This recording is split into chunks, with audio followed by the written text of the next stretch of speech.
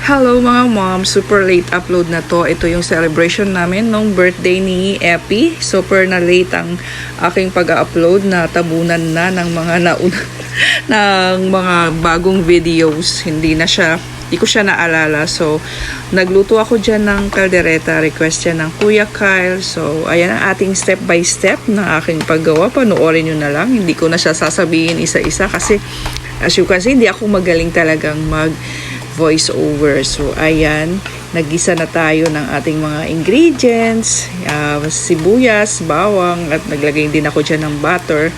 Mas masarap kasi pag may butter. Tapos, ayan, nilagyan ko rin siya ng taba ng baka dahil request naman yan ni Daddy na mayroong taba ng baka.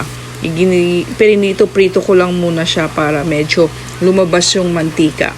And then, nilagay ko na rin yung ating baka. Pinakuluan ko na rin yan. Pinapakuluan ko muna siya bago ko igisa para hindi na masyadong mahirap magpalambot. So, ganyan. Pinapalambot ko muna siya bago ko siya igisa sa butter. And then, idadagdag ko lang dyan yung sabaw niya para syempre malasa yung ating kaldereta. Pero, hindi ko na rin isinama yung mga taba-taba dun sa pinaglagaan natin dahil mataba na yung ating kaldereta dahil nga nilagyan ko ng taba ng baka. So, papakuluin lang natin yan at lalagyan na natin ng mga iba pang ingredients yan. Potato, carrots, at lambutin lang natin. Nilalagay natin yung ating pepper, bell pepper, at saka yung ating frozen peas, and then rino. Ayan, ganyan. At lalagyan natin ng black pepper. At kung ano-ano pang spices na meron ako, nilalagyan ko siya. Ewan ko kung paano kayo magluto, pero ako ganun ako. May mga spices akong isinasama. And then meron din siyang mushroom. Yan, nilagyan ko maraming mushroom. Mayroon tayong beef cubes. Isa lang nilagay ko kasi malasa naman na. And then nilagyan ko ng tomato paste para medyo thick yung ating sauce bago ko ilagay ang ating tomato sauce na Filipino style para hindi siya masyadong maasim. And then, ayan, papalambutin lang natin and then lagay na natin ng cheese para maging cheesy caldereta siya at maging super yummy. And then, dito naman, gagawa ako ng spaghetti. Ayan, nagpakulo na tayo ng pasta. Fast forward na yan mga moms kasi masyado na mahaba ang videos. Tas, ayan, gisa-gisa ulit tayo ng mga ingredients para sa ating spaghetti sauce. Ayan, lagyan ko lang yan ng bell pepper. At yan ang ating giniling ground pepper. As you can see, nagmamadali tayo kasi anong oras na, di ba? May rino ulit. Nilalagyan ko ng rino para mas malasa at meron din tayong nilagay na mushroom.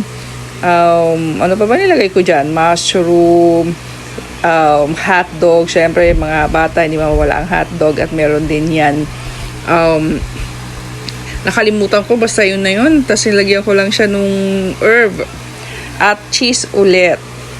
Maraming cheese. Para kahit hindi na maglagay ng cheese dun sa spaghetti, Happy birthday, Epi. Happy birthday, happy birthday, happy birthday, Epi. Oh, faster. Happy birthday to you. Happy birthday to you. Happy birthday, happy birthday, happy birthday, Epi. Okay. Oh, make a wish or go. Yes. Good. Looking very good. Okay, hopefully you get dice in quarters. Haba naman ng grabe. Ano ba wish mo? Anak, Very good. Wala yun. Oh, that's so good. Parang kinikilig pa siya sa wish. Oh, that, blow na. Oh, blow it now, you're done. And it's worth. Yay! What is it? It's a bag. Faster. Oh, nakapasok ko bag. Wow, bag. Open. Oh, open daw, open. Wait, you still remember, by the way, viewers, do you still remember the first day? Still obtainable in Roblox. There is one last item you can get from this game. Follow me over the map. You need to jump up and Sabi, pinulit niya na. climber, which I obviously am. Faster. I want to. You just need to go to the sweet section. Wow! You have a new bag for Hindi ako nakita. school. Marcos! Oh, it's nice. Oh, look. What will you say? Thanks. Thanks.